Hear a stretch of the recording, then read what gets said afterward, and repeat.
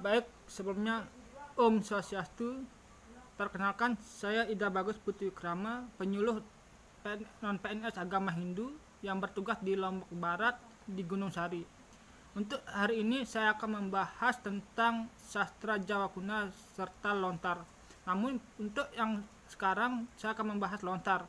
Karena lontar ini merupakan suatu warisan leluhur yang ada dari masa kejayaan Kediri, Mataram kuno, Singosari, dan terakhir di Majapahit. Lontar merupakan daun siwalan yang ditulis oleh leluhur kita dahulu untuk menuangkan kitab-kitab dari masa kejayaan raja pada masa dahulu. Sebelum ada lontar, perkembangan lontar itu dimulai dari peradaban Weda yang ada di India. Yaitu peradaban Weda itu dibawa pada masa seorang Resi Agastya ke Indonesia dengan membawakan berbagai kitab suci Weda. Agar dapat memahami isi kitab suci Weda, di sini para bagawante kita, yaitu yang pertama yang bernama Sri Dharma Wangsa Teguh Ananta Wikrama Tunggal Dewa, meminta agar kitab suci Weda itu digubah menjadi bahasa Jawa kuno dan ditulis dalam daun lontar, dengan sehingga disebut dengan mangjawakan Walmiki Mata dan mangjawakan Wiasi Mata. Artinya mangjawakan Walmiki Mata itu menjawakan bahasa dari Begawan Walmiki dan membahasa jawakan bahasa dari Begawan biasa. Pada abad keempat itulah bangsa Indonesia telah mengenal bahan tulis yang terus berkembang mengikuti sastra lisan. Namun pada abad ke-15 aksara Nusantara itu telah kita kenal berbagai beraneka ragam aksara dan untuk menuliskan berbagai bahasa daerah, hingga kemudian perannya mulai tergeser dari abad Arab dan alfabet Latin. Begitu pula dalam sastra Jawa kuno yang berkembang di Nusantara, yaitu pada masa abad ke-9 atau 806 Masehi, yang dimulai dari perkembangan yang ditemukan prasasti Sukabumi. Setelah itu bahasa Jawa kuno ini dituangkan dan kembali berkembang ke Bali dalam bentuk aksara Bali dan dalam tulisan dalam bentuk lontar. Berdasarkan karya-karya tulis yang kita telah ketahui yang ada di Nusantara, yang ada di Bali pula, telah kurangnya masyarakat kita untuk mempelajari lontar tersebut, sehingga lontar-lontar yang ada di Bali terutama dan di Lombok sangatlah punah karena ada beberapa faktor yang mempengaruhi kita kurang untuk dapat memahami isi lontar, dan perkembangan lontar itu sangatlah berkurang dan sedikit. Ada beberapa kendala. Yang satu, masih banyak masyarakat yang beranggapan bahwa naskah lontar yang memiliki adalah keramat.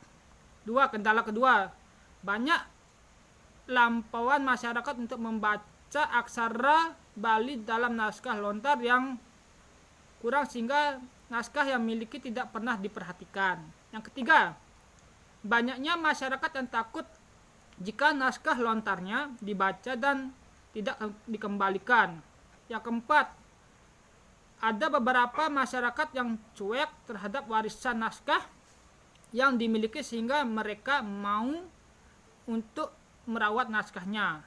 Yang kelima, keterbatasan pemilik terhadap pengetahuan tentang tata cara merawat lontar.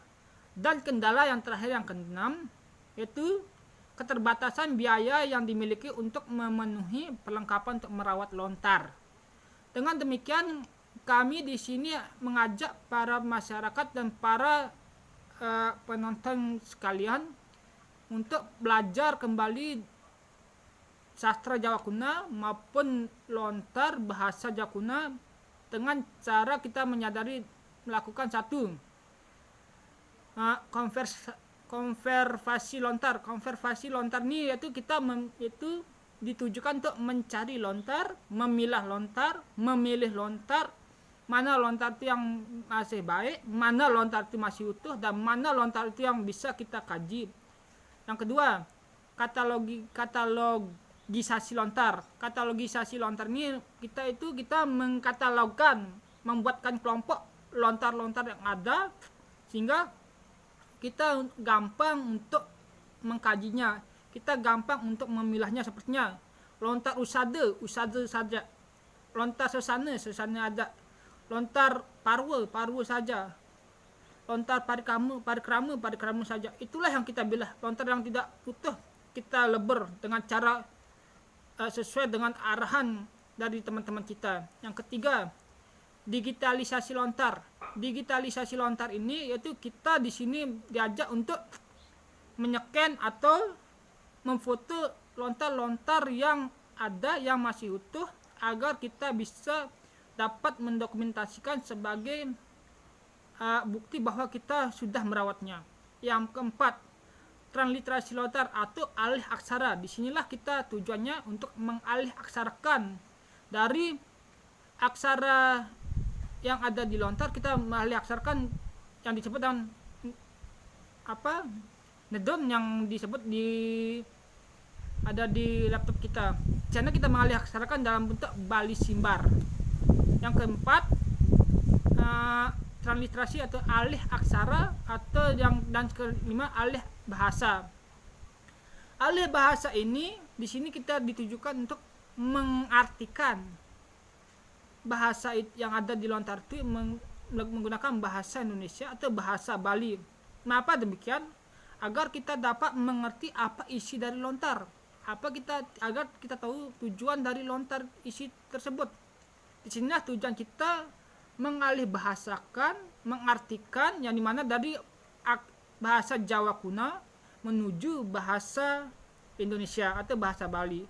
Bahasa Jawa kuno itu tidak lain disebut dengan bahasa Kawi. Bahasa Kawi ialah bahasa karangan atau bahasa kekawian. Yang kelima, publikasi.